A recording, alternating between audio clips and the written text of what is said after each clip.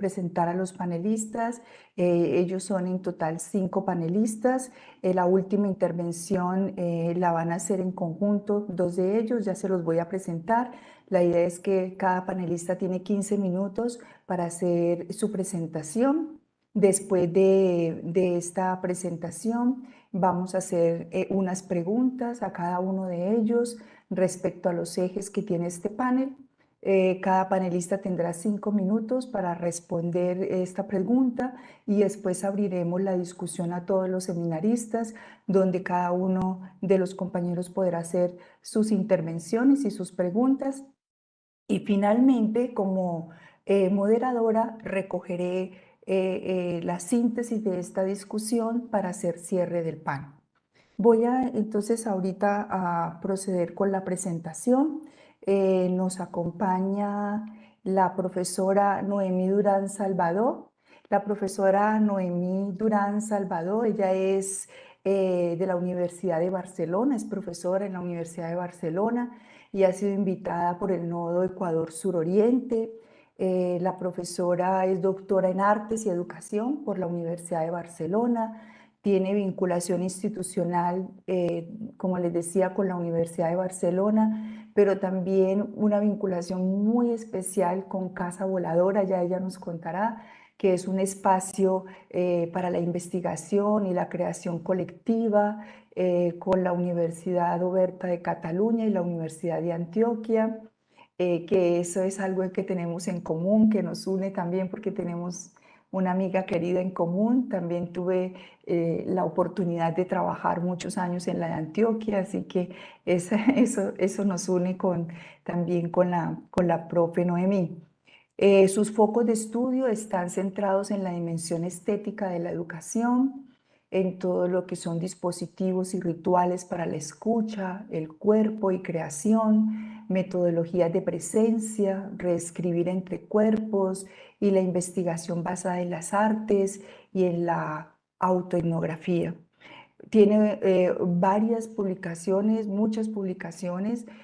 Por tiempo, pues no vamos a leerlas todas, pero ya ustedes hoy la van a conocer y tendrán la oportunidad también de seguirla, ¿no? A través de su historial también académico.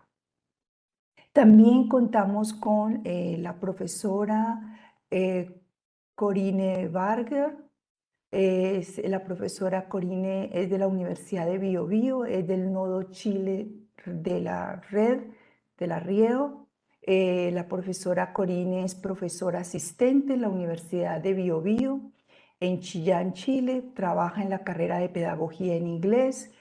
Tiene una maestría en Educación de la Universidad de Biobío y actualmente también es candidata a doctora en Texas, en Tech University, donde estudia un PhD en currículo e instrucción con una especialización en formación docente. Su investigación está enfocada en explorar la intersección de la identidad docente, la micropolítica y la formación inicial docente. Bueno, también tiene publicaciones que, bueno, más adelante, como les digo, todos van a conocer y poder profundizar también en su obra. Nos acompaña la profesora Javiera Peña Mella, que es de la Universidad de la Frontera, del Nodo Chile de la Red también. La profesora Javiera es magíster o máster en didáctica de la lengua y la literatura en secundaria y bachillerato. Actualmente está cursando el programa de doctorado en Ciencias de la Educación en la Universidad de Granada, España.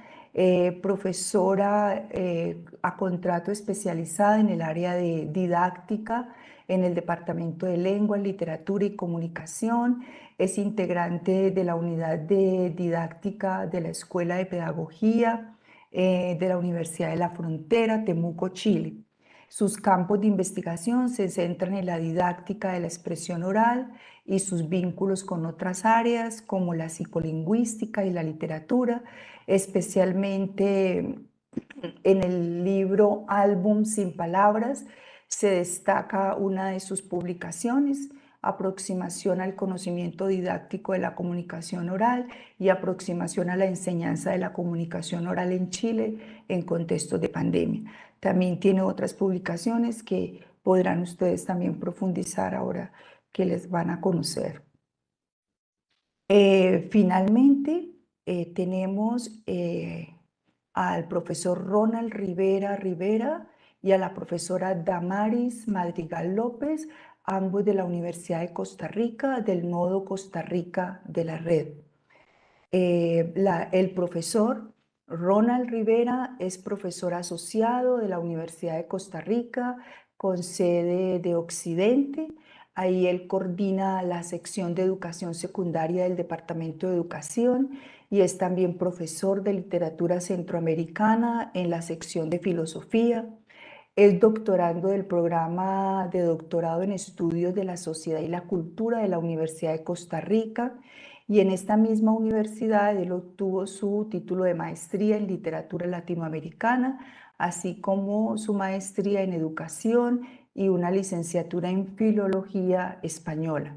Sus campos de investigación son las narrativas contemporáneas en la literatura centroamericana, así como la didáctica de la lengua y la literatura. Y actualmente se encuentra investigando en un proyecto denominado El giro forense en la narrativa centroamericana contemporánea. También, pues, sus publicaciones podremos acceder también a ellas. Y la colega del profesor Ronald, la profesora Damaris Madrigal López, ella es profesora asociada de la Universidad de Costa Rica, también de la sede Occidente, donde es docente del área de lingüística en la sección de filología. Obtuvo su doctorado en Ciencias de la Educación en la Universidad Católica de Costa Rica. En esa misma universidad obtuvo su maestría en Administración de la Educación. Posee varias especialidades académicas, una en lingüística, otra en antropología social, también de la Universidad de Costa Rica. Y ahí mismo obtuvo ella su licenciatura en filología española. Eh,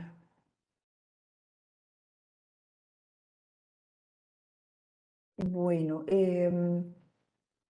nos acompaña también José Gabriel Brauchi Castillo, que es académico del Departamento de Artes y Letras, profesor de Estado en Inglés por la Universidad de la Playa Ancha de Ciencias de la Educación, máster por la Universidad de París y tiene también un PhD en la Universidad de Nueva York. Bueno, entonces vamos a dar inicio. Nuevamente, muchísimas gracias a nuestros panelistas por su disposición para configurar este espacio de discusión sobre el tema la simbiosis de las oralidades y literacidades desde pedagogías hospitalarias, el cual lo vamos a desarrollar, ¿cierto?, a partir de las intervenciones de cada uno de nuestros panelistas. Vamos a iniciar con la profesora Noemí en el texto Pedagogía como Alquimia. La profesora Noemí Durán presenta una postura crítica frente a sistemas homogeneizadores que no atienden a las singularidades de cada contexto y nos presenta unas herramientas pedagógicas que nos retan a decolonizar el pensar insensible y construir a partir de maneras creativas, artísticas y sociales un terreno abonado y amplio de posibilidades de presencia, gesto y ritual, como lo llama ella, que propician encuentros entre el ser, el estar y el saber. Profesora Noemí, tiene usted la palabra y muchas gracias por aceptar esta invitación. Buenos días, muchísimas gracias María Nelsi, profesora María Nelsi, para esa introducción tan acurada. Me siento muy bien presentada. Un saludo a Yolima, Patricia, a todos los compañeros y compañeras del panel y agradecimiento a esta hermosa red que no conocía antes de que la profesora Hilda Mar de Colombia pues, me pusiera en contacto con el Nodo Ecuador.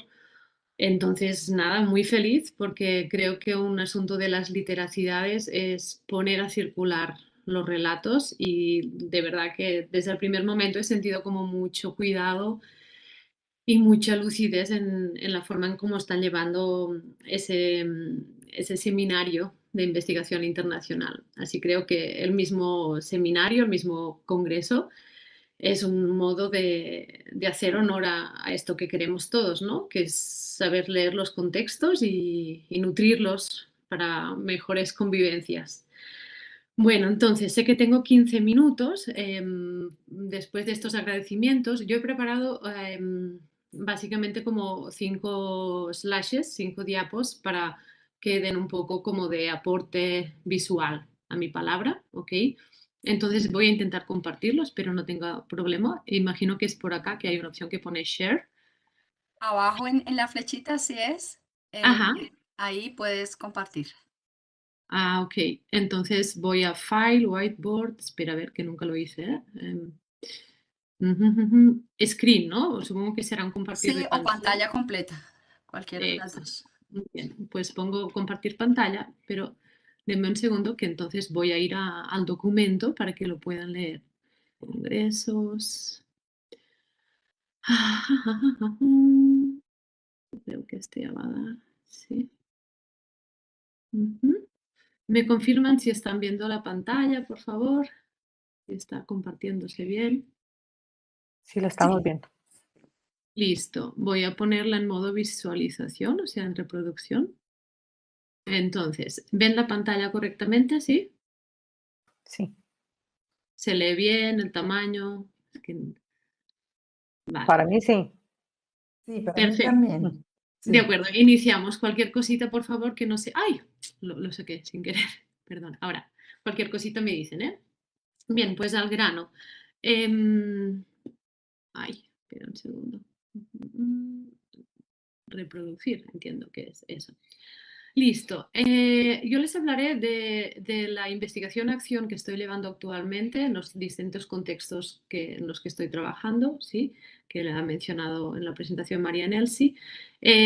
Una de las investigaciones-acciones se llama la pedagogía como alquimia, que pone el énfasis en la necesidad, diría yo, de que la conciencia sobre nuestro propio aprendizaje, el de cada uno y también el comunitario, esté a nuestras manos. ¿Sí?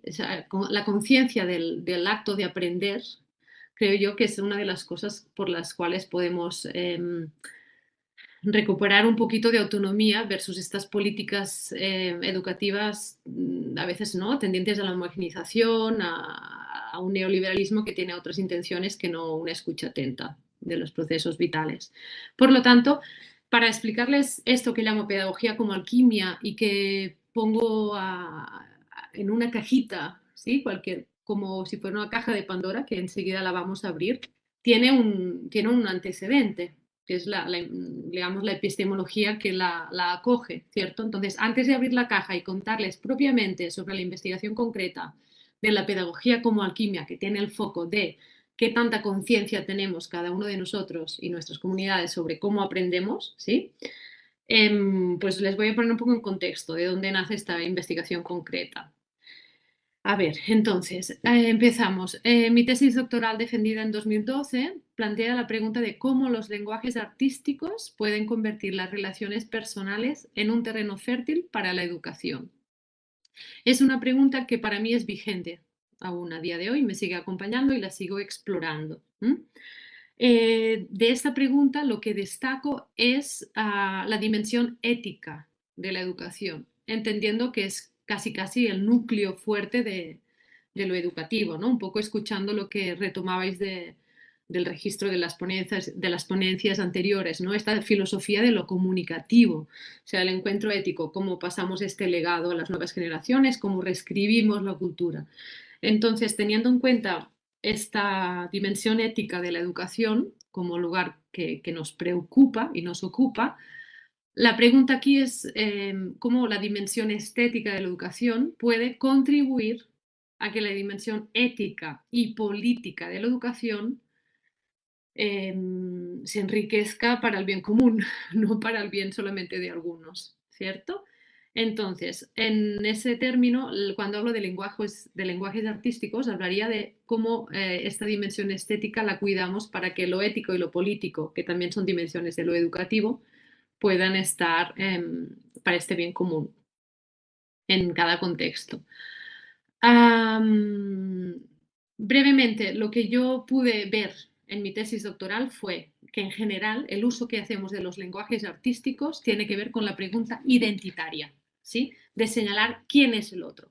Y que en muchos contextos educativos reprimimos el uso del potencial del lenguaje artístico, ¿sí? Para representar estereotipos, a veces bajo discursos de interculturalidad, y acabamos haciendo festivales de la interculturalidad. Entonces, que los niños se vistan de chinos, de negros, de y así hablamos de la interculturalidad y los lenguajes artísticos siempre en este día de representación y no de presencia, ¿no? De representar estereotipos. Entonces, por lo tanto, cuando hablamos de representación y de pregunta identitaria, hay un peligro del que debemos estar conscientes, que es que el lenguaje artístico perpetúa estereotipos. Para mí la diferencia es ver como que en lo relacional, ¿sí? Entre un ser y otro ser, o entre yo y el mundo, o sea, en el intersticio, el lenguaje artístico, que tiene que ver con lo perceptivo y lo expresivo, no solamente con el producir, que también es otra etiqueta que es la usual hoy en día, ¿no? Educación artística, pongamos a los niños a expresar, a producir. No, a veces percibir está bien también. Es decir, lenguaje artístico, perceptivo, expresivo, esta dimensión estética en su complejidad de la educación, yo la pondría, si aquí hubiera un hilo, en esta intersticialidad, ¿sí? Entonces la pregunta no es quién es este o este, como entes separados, sino qué pasa entre nosotros, ¿sí? Entre yo y el mundo, entre yo y yo misma, entre yo y el otro. ¿M? De manera que lo que nos ofrece aquí el lenguaje artístico es una posibilidad de explorar creativamente la alteridad. Y aquí es donde yo le veo la gran potencia entre el vínculo entre lo artístico y lo educativo. Como el arte nos sirve para una exploración creativa de aquello que es distinto, que por otra parte es el mayor problema que tenemos. Actualmente todas las guerras van para esto, ¿no? Aniquilar al otro, ¿no? Aquello que es distinto. Entonces, cuando el lenguaje artístico ya no responde a una pregunta identitaria, sino a una pregunta ontológica de la experiencia, de lo que nos pasa en relación, de un nosotros vívido y transitable, no prefijado, ahí tiene otro potencial todo esto. Paso a la siguiente. Esto en 2012. Después esto va evolucionando, ¿cierto? Mi investigación, y en 2017, no, ay, perdona, sí, 17 fue, sí, exactamente. Publicó Reescribir entre cuerpos, caminos poesibles, después que el profesor Jordi Planella, catedrático de la UOC en España, me dijo, estuve leyendo mi blog, ¿no? También algo de activismo, ¿no? Para mí la Casa Voladora ha sido bueno, un espacio cerquita de Barcelona donde yo todas estas cuestiones de la dimensión estética de la educación las he puesto en práctica, porque recordemos, no es fácil practicar estas otras literacidades de las pedagogías hospitalarias dentro de la academia, no lo es, y cada vez creo que puede ser más difícil en los contextos del metaverso, por ahí también la alerta. Entonces yo sí siempre he sentido la necesidad de tener un pie dentro y un pie fuera, un lugar donde poder experimentar. Casa Voladora es un espacio, era mi casa de infancia, y allí pude como empezar a dar los cursos de reescribir entre cuerpos. Empecé a practicar y a escribir hasta que hice un blog y este profesor leyó los artículos que yo publicaba, le hablaron también de mi trabajo y me dijo, quiero que escribas un libro de todas esas experiencias acumuladas en la idea de reescribir entre cuerpos. Entonces para mí también fue muy bonito porque es de algún modo la prueba, diría yo, que a veces aunque no tengamos inversiones, aunque las políticas educativas no estén a nuestro favor, hay algo más allá, que es también este sentido intuitivo corazonado de los educadores, que siempre tiene que ver con la esperanza, con la visión, ¿no? el camino por donde es, a pesar de que el contexto no esté de nuestra parte. Entonces, bueno, les pongo como ejemplo, yo tiré millas y después sí que la academia me fue a llamar la puerta. Entonces, para que nos sirva también de que esto pasa y lo sabemos, ¿no? Reescribir entre cuerpos básicamente es una propuesta de 3 cursos. Yo fui imaginando, esto fue como mi postdoc, aunque fue un postdoc no institucional, yo me tomé un año en Buenos Aires y allí trabajé con esa propuesta. Básicamente es una metodología, epistemología, que quiere darle un lugar al cuerpo y a la sensibilidad como ente de saber, con todo lo que esto conlleva. Hoy no entraré en ese tema, pero esto daría para otra charla, ¿sí? Pero básicamente, si pueden leer un poquito lo que la contraportada resume un poquito la esencia, ¿no? Cómo pasar de cuerpos saturados a cuerpos sensibles, cómo pasar de cuerpos silenciados a cuerpos resonantes, de cuerpos paralizados a cuerpos errantes. Trabajo mucho la idea del tránsito, ¿no? Como una palabra que a mí me ayuda, ¿no? Entender la educación no como aquello que tenemos que establecer que sea, sino un acompañar a transitar procesos vivos. Por ahí dejo algunas categorías de análisis y de construcción de pensamiento, que entiendo que de eso se trata, ¿cierto? Bueno, sigo. Entonces, básicamente, en resumen, creé 3 cursos que en la Universidad de Antioquia muy felizmente los pude dar. O sea, creé una optativa y después también varios cursos ya, digamos, no optativos, sino que se daban dentro de las carreras de educación y de bellas artes, incluso en la Facultad de Políticas también. Y empecé a probar esa metodología de reescritura entre cuerpos, que básicamente lo que hacemos es situar un foco de investigación, pero poner el cuerpo en juego, en movilización individual y en colectivo, para ver, por ejemplo, cómo la memoria sensorial es una literacidad, ¿sí? Es un lugar también de registro de experiencias.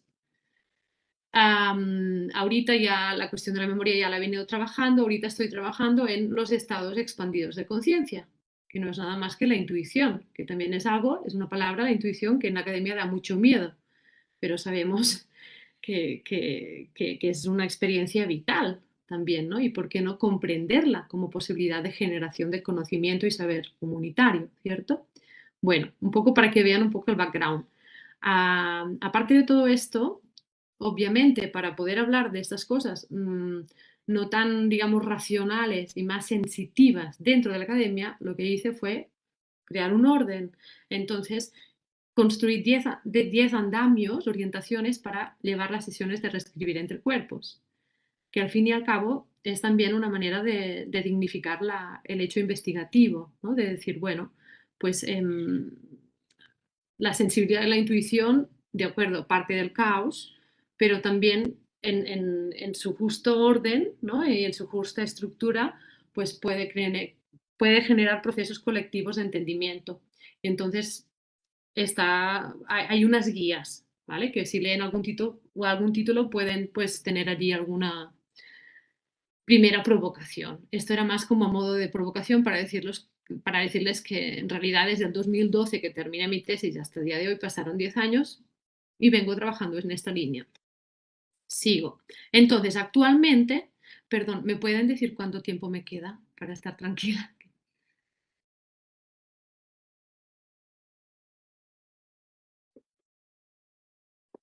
No he encontrado el micrófono.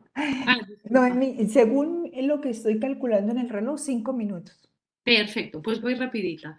Actualmente, digamos que tengo 2 propuestas de investigación-acción, que una es inquietar la escucha, cuerpo y tierra en la educación contemporánea, que básicamente reivindica dentro de esta dimensión estética, volver siempre a lo corporal, porque vemos que con las inteligencias artificiales, los metaversos, parece que nadie se preocupa, por lo menos en lo hegemónico, de qué pasa con la vivencia del cuerpo mientras estamos delante de una pantalla.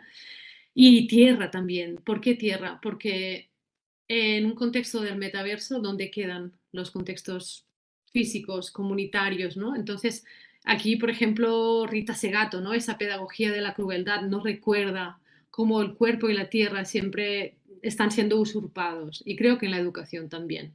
Entonces, bueno, esto es una pata. Y la otra pata, bueno, perdón, en inquietar la escucha, cuerpo y tierra en la educación contemporánea, el foco, para mí, es volver a esa idea de el encuentro, de cómo cuidamos el encuentro, ¿no? Esa dimensión ética y la pedagogía hospitalaria. Por lo tanto, el encuentro teniendo en cuenta el cuerpo y la tierra, porque yo después de estudiar veo que estas son dos cosas que están siendo obviadas y que por ahí vamos mal. Y el otro, pedagogía como alquimia, conciencia del aprendizaje, el foco está en el criterio, gente. ¿Por qué criterio? Porque en las dinámicas que vienen, ¿no? De rúbricas, de competencias, de un control sobre los modos del aprendizaje, yo lo que siento es que cada vez el criterio queda más supeditado a un otro externo. Entonces, como recobrar una lógica en la que uno demos elementos particulares, ¿no? Para juzgarnos nosotros mismos de la conciencia del aprendizaje. Entonces me parece que este foco del criterio, ¿no? Cómo lo construimos el criterio conforme estamos generando procesos de aprendizaje, es otro foco en el que voy trabajando. ¿Cómo lo hago? Pues básicamente con la propuesta de ir a varios contextos e mostrarles mi cajita de herramientas, mi caja de Pandora, ¿sí? De cómo yo regulo mis procesos de aprendizaje. Y también invitando a que otras personas pues, puedan construir su caja, ¿sí? Entonces, muy brevemente, aquí es un poco la poética del objeto, ¿sí? Primero, abrir la caja de Pandora, es decir, ser valientes. La educación tiene que ver con la transformación.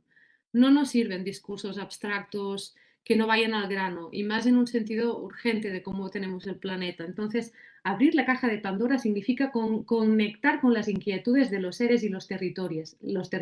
Entonces, ¿qué problemáticas hay, ¿no? Este sentido político de conectar lo que nos preocupa, esos males del mundo actuales, sin miedo. ¿Mm? Obviamente sin miedo y con mucho cuidado, ¿eh? Porque no significa... es el arte, ¿eh? Este acompañamiento, ¿no? Pero digamos que el conocimiento pueda estar conectado con aquello que verdaderamente nos inquieta, nos emociona, porque si no ya sabemos que el aprendizaje no se da si no hay esa emoción. Entonces, por allí todo el cuidado que eso implica, obviamente. Lo resumo mucho porque solo les enseño los objetos. En segundo lugar, ir al origen. A mí me enseñaron muchísimo las epistemologías del sur, el sentir en espiral, que trabajo aquí con Pedagogía Madre Tierra en el grupo Diverser, en la ODEA, donde pertenezco también como investigadora. Pongo esta caracol como metáfora de ir al origen, quiere decir que cuando estudiemos vayamos a las raíces de los temas que estudiamos, ¿no? En un sentido, ¿cómo lo diría?, de contención y de expansión, ¿eh? El espiral, toda la ontología que conlleva pensarnos en espiral y no linealmente, que es la otra lógica, ¿sí? Es a modo de provocación porque tengo poco tiempo, ¿eh? Aquí tengo como 3 objetivos que para mí debería tener esta conciencia del aprendizaje, ¿no? Y estos ítems para revisar si aprendemos, ¿no? Como todo lo que les voy comentando. Escribo, ayudar a transitar comprensiones sobre la vida y el mundo, porque muy a menudo siento que la academia se preocupa por el mundo, no por la vida, que hay una distinción allí, ¿eh? Que varios filósofos hacen. Después también ver si nuestras acciones tienen la capacidad de generar transformación individual y colectiva. En una clase que demos, en un seminario, ¿no? ¿Cómo manejamos esto, ¿no? Este ítem. Armonizar la relación entre ser, estar y saber. Bueno, son anunciados, ¿eh? Hay que llevarlos a cabo y ver cómo lo hacemos cada uno en nuestros contextos. Después, también importantísimo, explorar y trabajar la disponibilidad real de cada ser para compartirse. Aquí, por ejemplo, es donde yo he creado la reescribir entre cuerpos, como unas metodologías de presencia, donde el cuerpo entra en juego, donde realmente hay todas unas dinámicas de sensibilización para que el pensamiento no salga como algo repetitivo, sino que el cuerpo esté primero sincronizado con los demás y la escucha esté mucho más horizontal. Como metáfora presento este objeto que es un cuarzo doble, ¿no? Esa idea el cuarzo como, bueno, ¿no? La lucidez, ¿no? Y el compartirnos sin miedo, la apertura y estar juntos para hacer este encuentro. Ya voy acabando. 5. Este es bien bonito. Quinto, aprovechar los conocimientos ancestrales, ¿sí? Esta idea también de que hay que innovar, de que hay que presentar siempre nuevas palabras, neologismos. Ya comunidades antiguas tenían mucho conocimiento, entonces, por ejemplo, en lo ancestral pongo esas piedritas, no sé si salen, bueno, en la foto se ven mejor, de hecho las tengo acá, son el símbolo de la tierra, el fuego y el aire y el agua, ¿sí? Tierra, fuego, aire, agua, los 4 elementos. Si ustedes estudian bien con comunidades ancestrales la potencia de esas categorías de análisis, por así decirlo, esto nos da muchísimas pistas. Por ejemplo, yo me puedo preguntar en una clase, el agua es el poder de conectividad. ¿Cómo yo soy capaz de crear conectividad? ¿Ok? Como maestra. En la tierra es la capacidad de síntesis y de concreción, de materialidad. Entonces también cuando hablamos de que hay una capacidad de concreción, esto nos da presencia y ayuda a producir el kairos, que el tiempo se abra, ¿no? Que estemos en una vinculación con el otro, este vínculo educativo está muy atento, la atención aumenta cuando estamos en el kairos y no en el cronos. El fuego es el elemento, ustedes saben, ¿no? Por culturas ancestrales de la magia, quien domina el fuego es el mago. ¿Qué significa el fuego? Pues significa que aprendamos a lidiar con el caos. ¿Sí? Ante el caos, decir, bueno, ¿qué actitud tengo yo para aprovechar el caos como un juego para la transformación? ¿Sí? Porque en educación hablamos mucho de transformación social, pero una cosa desde lo sensible, ¿cómo sería? ¿Estamos preparados para estar en situaciones caóticas, para abrirnos al imprevisto y a aprender esto como una oportunidad pedagógica? Finalmente, el aire, la capacidad de trascendencia, ¿no? Aquí llega la palabra también, que sería el elemento aire, la capacidad de dar respuesta creativa mediante la palabra, mediante el soltar también. Bueno, a mí me ayudan mucho estas categorías que nos recuerdan la vinculación con la naturaleza tan usurpada, ¿no? La naturaleza también como un lugar de saber, ¿no? Aquí reivindico otra vez cuerpo y tierra. Y ya por ir acabando, pongo mucho énfasis también en mi cajita de pedagogía como alquimia, en esto quizás saldrá al revés, pero pone hacer siempre lo mismo y hacerlo diferente. O sea, la apertura al imprevisto es clave, que tiene que ver un poco con ese elemento de fuego, lo creativo, la imprevisibilidad. Que en cada gesto cotidiano encontremos como la grandeza, ¿no? Y, ¿qué más? Ya me quedan dos, qué pena ir tan.